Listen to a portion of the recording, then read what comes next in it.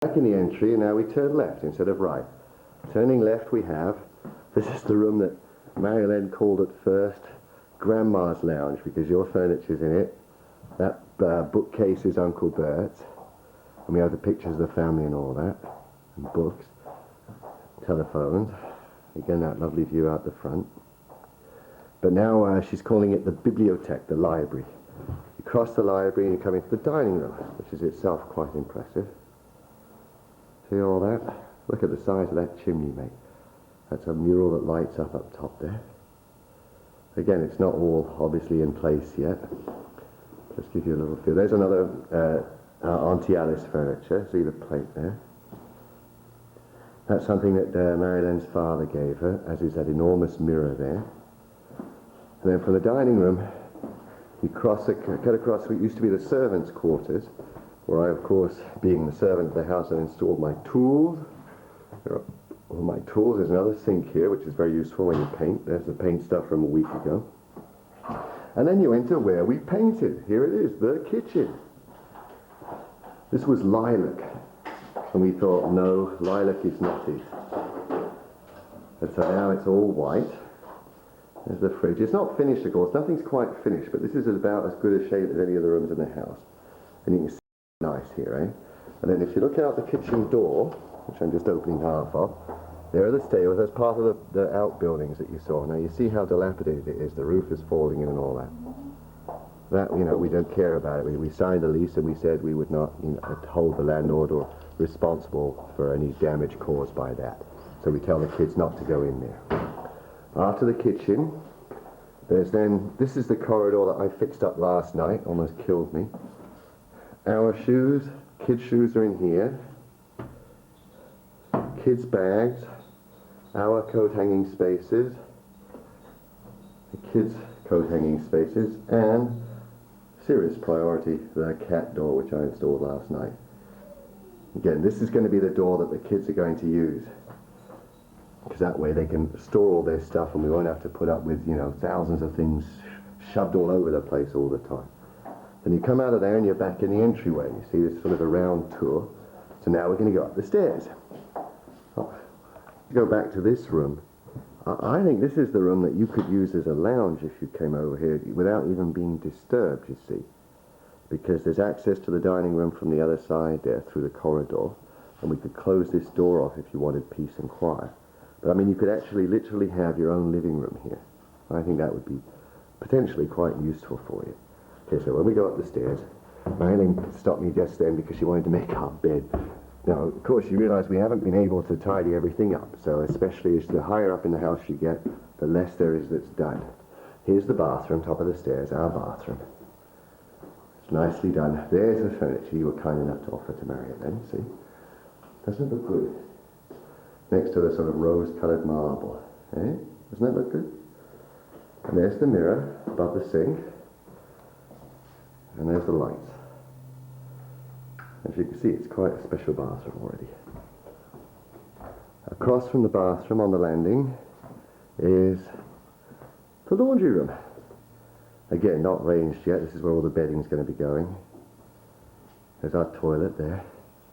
There are your famous machines, already put to good use. There's Mariel Ann. Okay, now, if we turn left to the top of the stairs, here's the guest bedroom. It's here. Now, again, this is not in shape yet, but there's Auntie Alice's furniture, which is what we're going to leave in here. There's a fireplace. I'll show you the view from the window. This is all supposed to inspire you, of course. There we go. Look at that. Now, you wouldn't mind looking out at that, would you, eh? Isn't that lovely? We go out of that. There's a window on the landing opposite. And then turn left again, and here's the room that I'm converting into my office. Again, sort of haven't got very far yet. There's the computer, fireplace, shelves half up, bookcases half installed, lots of boxes to unpack. But as you can see, it's a nice big room. Oh yeah, and there's a window to replace there. The landlord's taking care of that. And then next to it, through here, is a room which I'm going to use as it's going to be a sort of second guest bedroom. There's the sofa bed, which folds out, if you remember. And also I'm going to use it for as a sort of waiting room for my office. See? Now there you get the full length of the landing, all the way up to our bedroom, which is at the other end there. Not bad, is it, eh? Guest bedroom on the right again. Bathroom right next to it, top of the stairs. And here's Mary Len's office. She's not in bad shape, actually.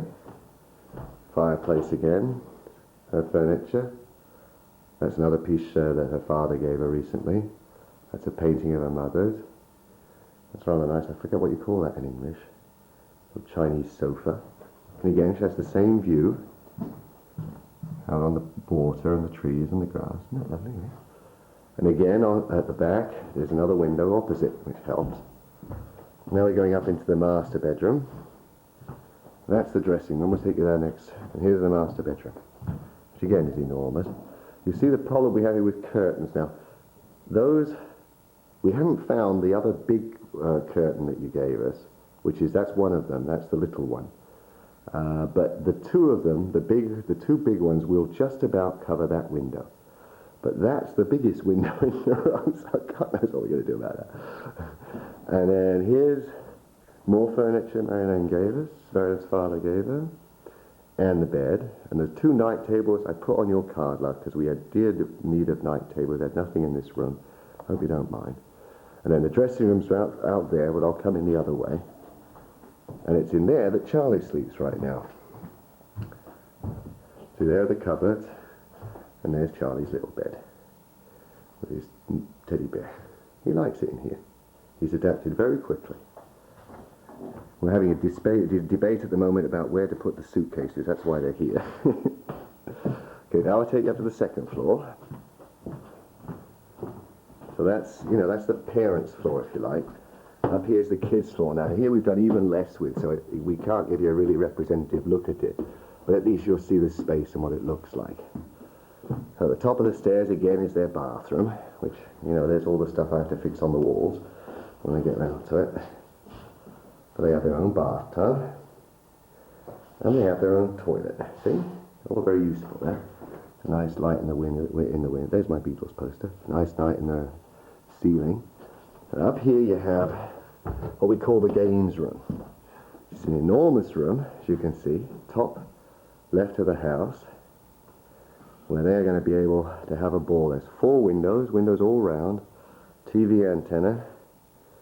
You can see we've done nothing here yet, so it's a bit embarrassing, but you get an idea. I mean, it is going to be a big enough room for them to go wild in and enjoy themselves in.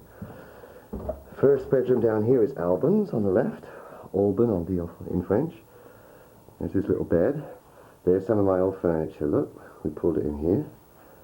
Here's something he got from his grandfather. We have to fix that up a bit. It was in an alcove, and so it's not very rigid. And the next room now, the two who are happiest with their rooms, they're all really thrilled to have their own rooms. But Tom and Alban, here's Tom's room, are just in heaven. They are just in heaven. Because before they were always, somehow, they came second in a way to Nick and Daphne. They came second at birth and all that. And now they've got their own rooms and they're in heaven. Here's Daphne's room. She closed the shutters last night. See, it's a nice big bedroom. Wardrobe, bed, mattress for visitors. And here's Nick's room. Nick's room is the room in the house where you get the best view of the trains. Incidentally, it's about the only one where you can really see them. I don't know if you can see the track from here. Not really. When the train goes by, you can see it, but you can't really see where it is. It's over the back there. Again, I've put his bed up, but only roughly. And again, he's got a nice big room, lots of space. Okay, that's the basis of the house. Oh yeah, one other thing. This is another room upstairs here that's not been fitted up yet, but which is fit-upable, and we think that'll be Charles's room when he gets a bit older. Get you outside again to show you one final thing. There's the garage. There are the stables, which is where the ping-pong table is, and the bikes. Along there, I'll just show you that.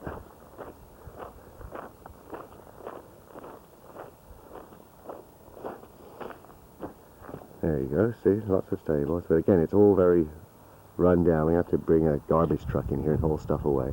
There's the kitchen, that's the back access to the kitchen. Dining room windows are there. Then we go back past the guardian's house. There's sort of a space here which isn't really used, but which could easily be converted into living accommodation, to my mind. Very easily. For, you know, guest lodgings or what have you. All this, it comes within the lease. It's over at the back there. I don't know if you can see it yet. I want to show you. So we walk, instead of coming straight in from the gate, you turn right in front of the gate to get over here.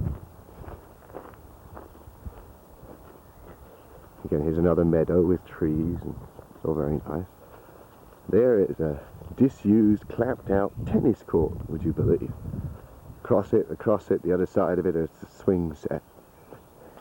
But that, you know, it's in terrible shape, obviously, but it's not irredeemable.